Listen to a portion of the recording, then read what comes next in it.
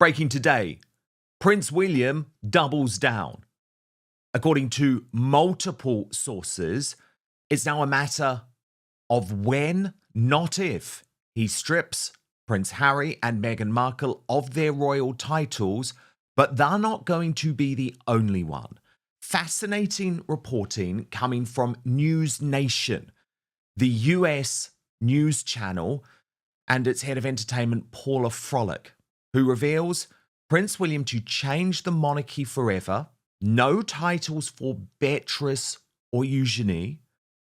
And she writes, Prince William is gearing up to become king sooner rather than later, I'm told. And his vision for the monarchy is going to look very different from his father, King Charles's reign. She goes on, fewer titles mean there is less of a chance for a degenerate like Prince Andrew, now called Andrew Mountbatten Windsor, to slip through. Which means, as I previously reported, Harry and Meghan will lose their titles, as well as Princesses Beatrice and Eugenie. Now, Angela Levin, our royal mastermind, this is something, of course, that I've been reporting for some time. William was very determined to try and make his father be tough, not just on Andrew and Sarah Ferguson, the former Duchess of York, but also on Harry and Meghan. And of course, he wasn't. He was weak. He wanted Andrew to sort of be able to voluntarily say he wasn't going to use his title. That wasn't enough. So 2 weeks later, we had this letters patent, which completely changed the way that royal titles can now be removed in the future. And there is this growing consensus backed up by this new News Nation report that Harry and Meghan will be next. But what she has not mentioned there, what Paula Frolic has not mentioned, Angela, but what my reporting has been, is that it's not just Harry and Meghan, it's also Archie and Lilibet, which is going to cause one hell of a war. What do you make of it? Is this what you're hearing too? And do you think William would be right to take these titles away? I hear lots of muddles. One person tells me one thing, another something quite differently. So I can't say which way it's going, but I do feel that actually having done it once with Andrew, you can do it again with Harry and Meghan.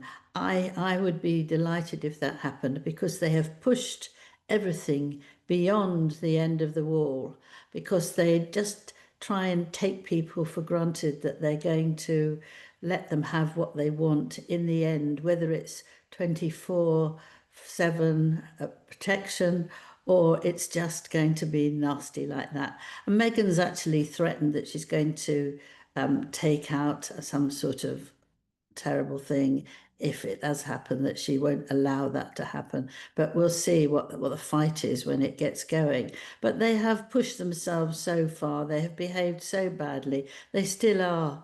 And they're taking what happens within the royal family and smashes it because they want to win, especially Meghan. And she's drawn out of Harry all this nastiness that he does exactly the same. And we can't have him going round. We can't have him going round to somewhere where William is going round and he sort of rushes to be there first, so he looks good, and he then says to his father, look, I can be really helpful. In Canada, he said, didn't he, just a few weeks ago.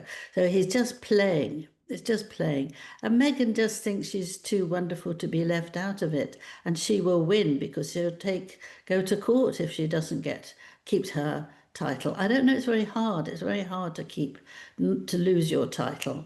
But I do really hope that it's taken away. I mean, she's complained for over 6 years now what a terrible time she had. She was nearly wanted to kill herself. She didn't want to live. Then what trying to get back in there somewhere. Nobody wants her. She's not going to listen to anything she's been told. And so let them live together anywhere they like, do what they like. As for their children, I think it's too terrible that we haven't seen their faces, not because I want to see what they're like, but these little kids must think very strangely of why they can't turn round when they're having their photos taken. They can't understand if they've got a family. They've got no idea if they've got a family except grandma and Meghan's mother. Otherwise, they haven't. So you can't really put them into the Buckingham Palace and say, look, if you feel like doing any work, do it. And if you don't, don't, because that's not going to be a way that Harry doesn't mind that, which is extraordinary. But it's not a way to do that. And I think if they're going to school and you leave them there with a title, Prince and Princess, they're going to get bullied. They're not going to children say, oh, really? They're going to get bullied. That's how children work because why are they? They're not. And if she wants to do anything politically in America, which is on and off with her, isn't it? She can't do it with the title. So what's she worried about? Just drop out, but she won't because she's so determined to get her own back. And that it needs someone strong like William who's going to absolutely push it through. I absolutely agree. I mean, a couple of things to pick up on there, I guess, Angela. The first thing is that these children are being raised in some type of freak show.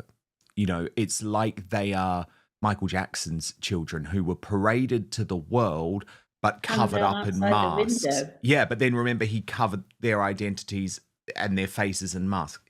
So of course they're very likely to be messed up, growing up with such messed up parents who are using them in such a mucked up manner. So that's the first thing I would say. The second thing I would say on the titles is that I think what Prince William is acutely aware of, and this has certainly been my reporting, is that look at what happened when you allowed Fergie and Andrew to run rampant for so many years, chasing the cash while still sort of being pseudo members of the royal family. I mean, Andrew was an actual member of the royal family, but you'll remember the revelations in terms of Fergie trying to sell access to him, exposed by Maz Mahmood at the News of the World, the fake sheikh. So I think William is acutely aware that even if Harry and Meghan right now are earning their own money, that well is drying up. You've got to take the ability for them to damage the royal family in the future away, and you've got to do that now. You've got to do it swiftly. What's interesting, of course, is that the view is that by taking the titles away from Beatrice and Eugenie as well, he won't be making such a personal point to Harry and Meghan, Archie and Lily, even though he is. It's him saying, look, if you are not a full-time working member of the royal family, you don't need these titles. Just like Zara Tindall doesn't have one of these titles, for example. Yeah, I agree with that. Zara does fine. She doesn't mind in the least. But I do think it's very difficult to have something torn away from you when your father and mother have behaved badly. And also, William is very fond of the two girls. They've helped out when they've had parties, or lots of people have been there and sort of like nurses, and they go around chatting and being very nice. I think it's very hard then. If you don't get it from the beginning, you're okay. But if you have it taken away from you, I think it's very, very harsh.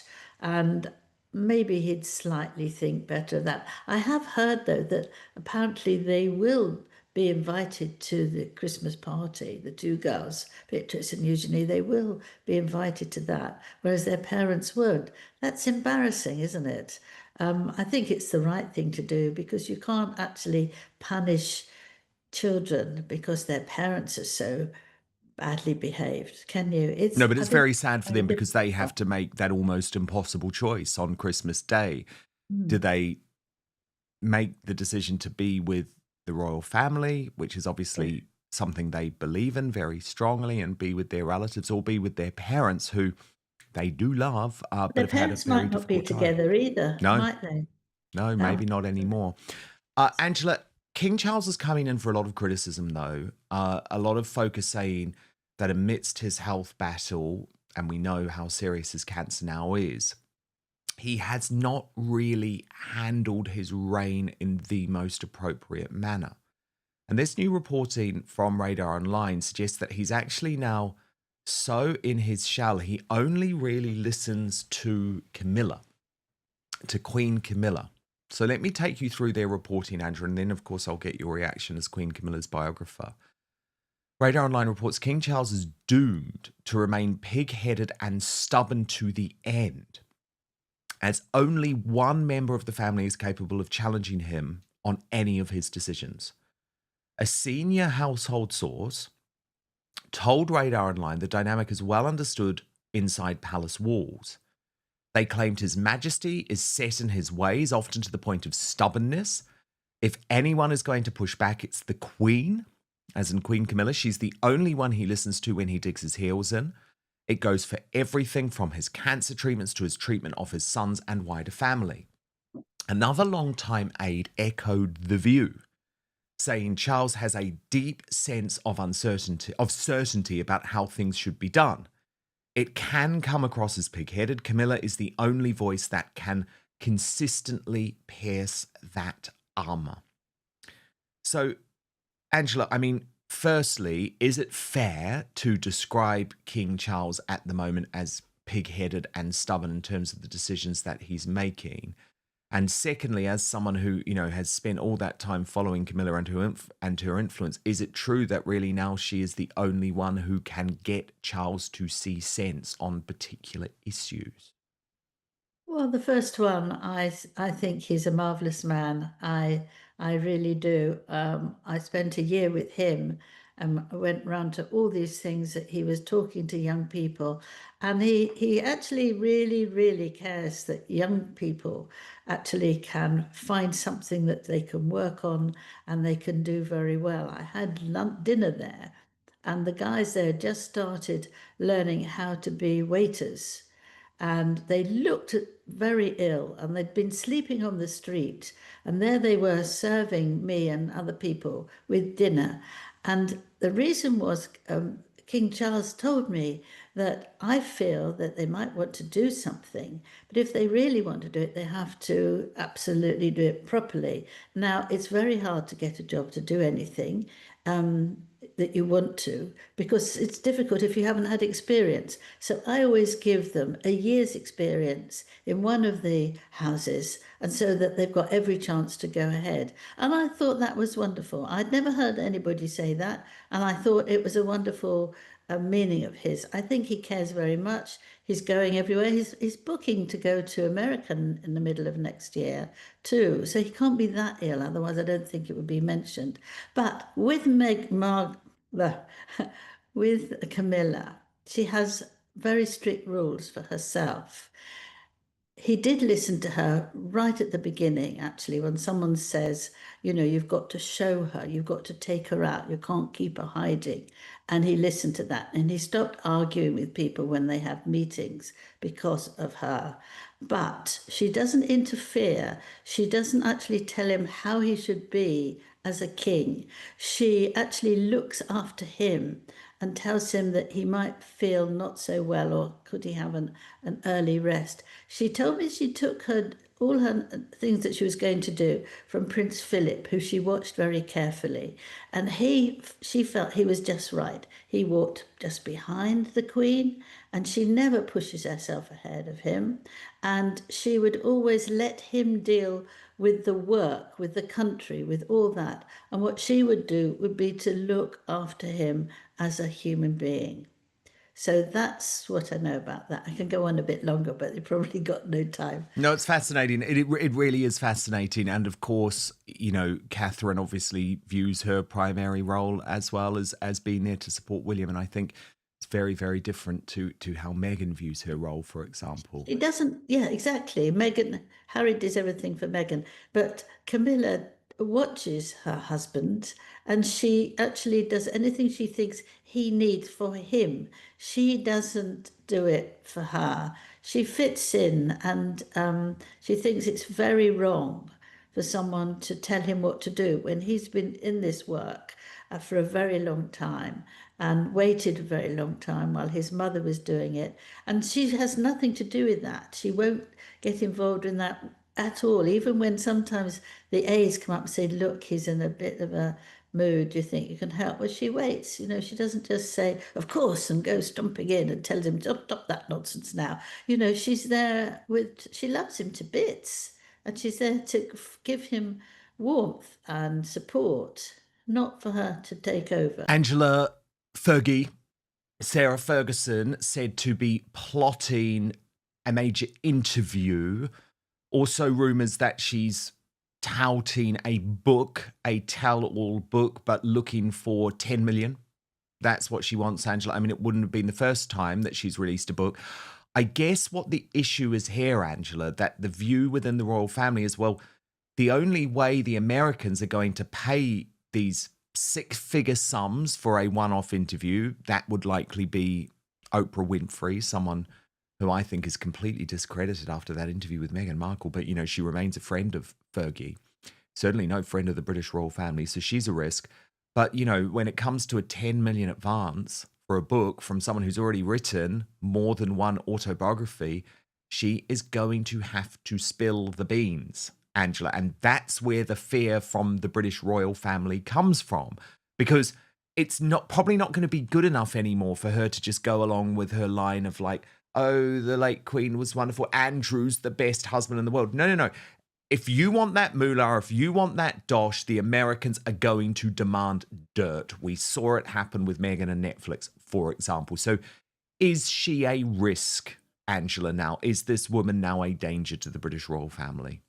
I think she is a big danger, but she's also a danger to herself because, as you just said, she's said wonderful things about her husband. He's wonderful, the best husband you could ever find, wonderful father. He knows everything. He's just wonderful, lovely, and I am so lucky to have him. When she divorces him, I always say, well, what is she doing divorcing him? But anyway, so it's all nonsense. So if she goes and talks, and it's all nonsense, saying, no, he's dreadful. I've seen him with this woman, that woman is doing such terrible things.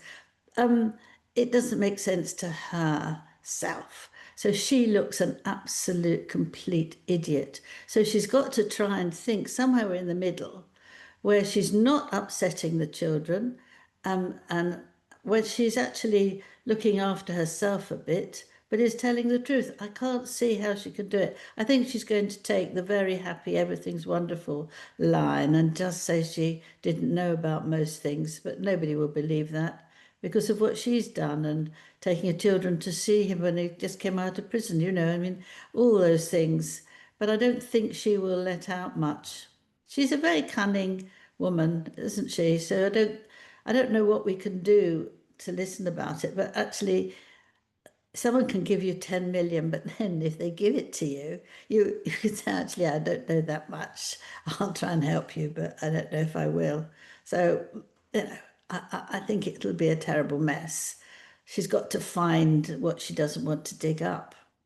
Meanwhile, Angela, Andrew's friends, Andrea Mountbatten's Windsor's friends are hitting back. And this is interesting. It's via Tom Sykes, the European editor-at-large for the Daily Beast, who also runs the brilliant Royalist Substack.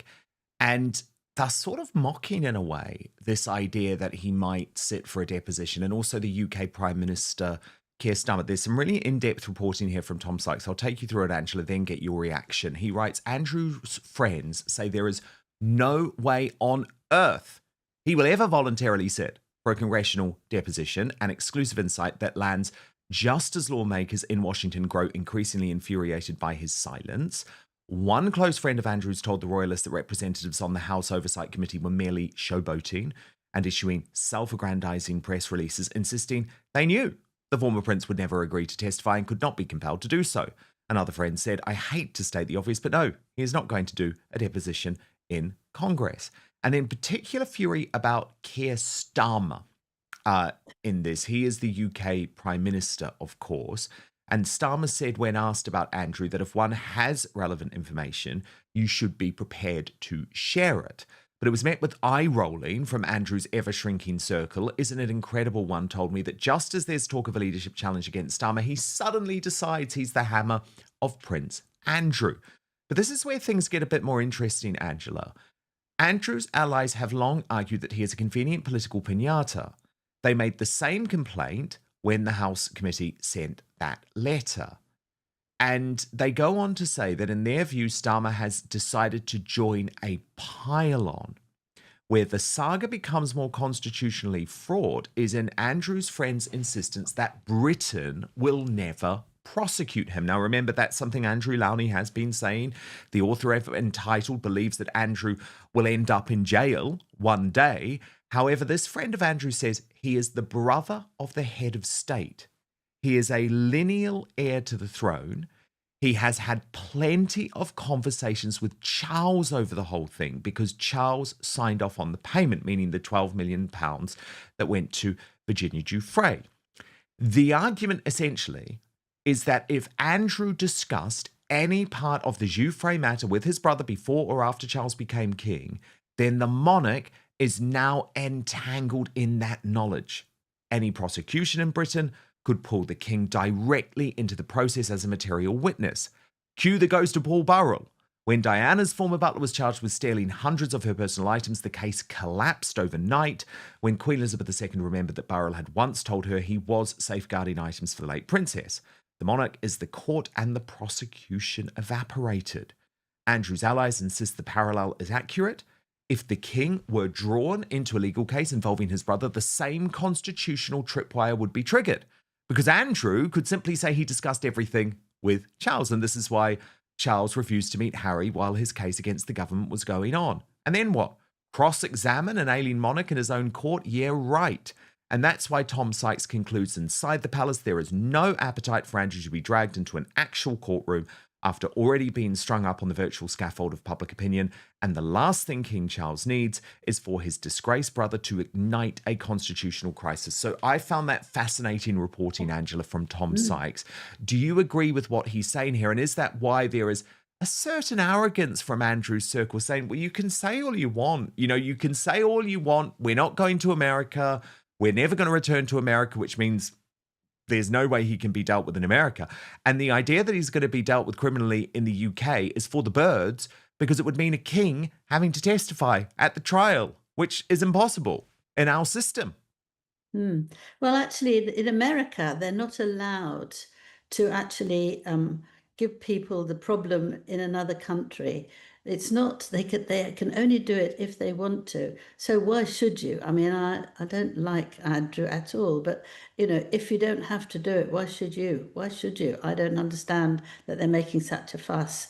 As for the Prime Minister getting involved, it's just because he thinks he wants to be in the front and see everyone. He did, they was following around William, wasn't he, when they were out looking at all these things in the sky and all that. I mean, it's just pathetic that he does things like that. It's not his business, frankly.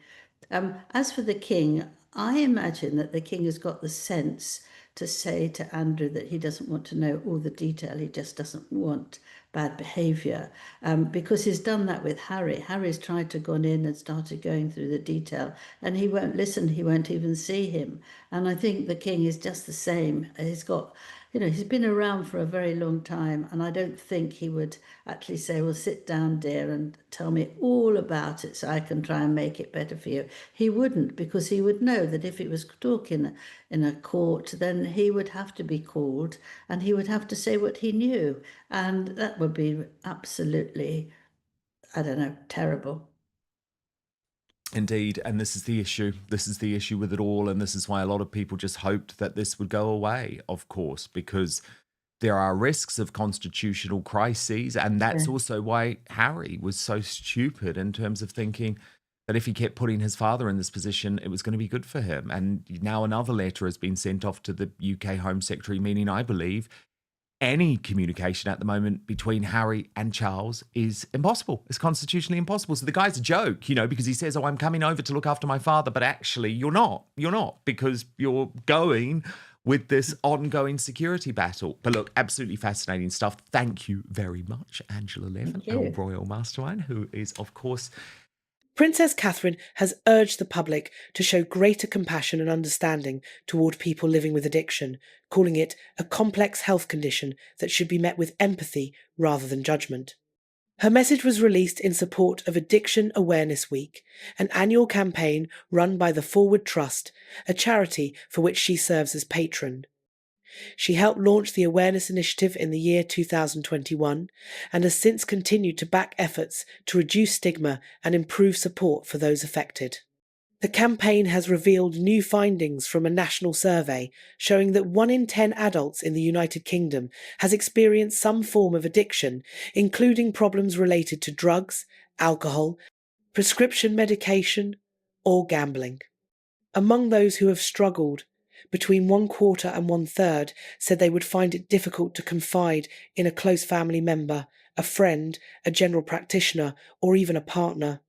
Princess Catherine said the results underscored the emotional barriers faced by people living with addiction. She stressed that addiction is not a choice and not a moral failure, but a complex mental health condition. She said that even in the year 2025, many people continue to experience shame, fear, and judgment when dealing with addiction, and she emphasized that this needed to change. She explained that stigma allowed addiction to hide behind closed doors, affecting individuals, families, and entire communities, and ultimately destroying lives. She added that many people would know someone who was struggling, whether they realized it or not. The princess encouraged the public to respond with kindness, saying it was the right moment to extend compassion not only to those battling addiction, but also to their families and friends who often suffer alongside them. She explained that recovery was challenging but achievable with appropriate treatment and support. She noted that meaningful change often begins with a simple conversation, a willingness to listen, and a genuine expression of care. The princess said that by offering understanding rather than judgment, society could help create the conditions in which people feel safe enough to seek help. Her message forms part of the Forward Trust's ongoing work to highlight how stigma prevents many people from accessing treatment. The charity hopes that this year's Addiction Awareness Week will encourage more open conversations, reduce feelings of isolation among those affected, and promote a broader understanding of addiction as a health issue rather than a personal failing.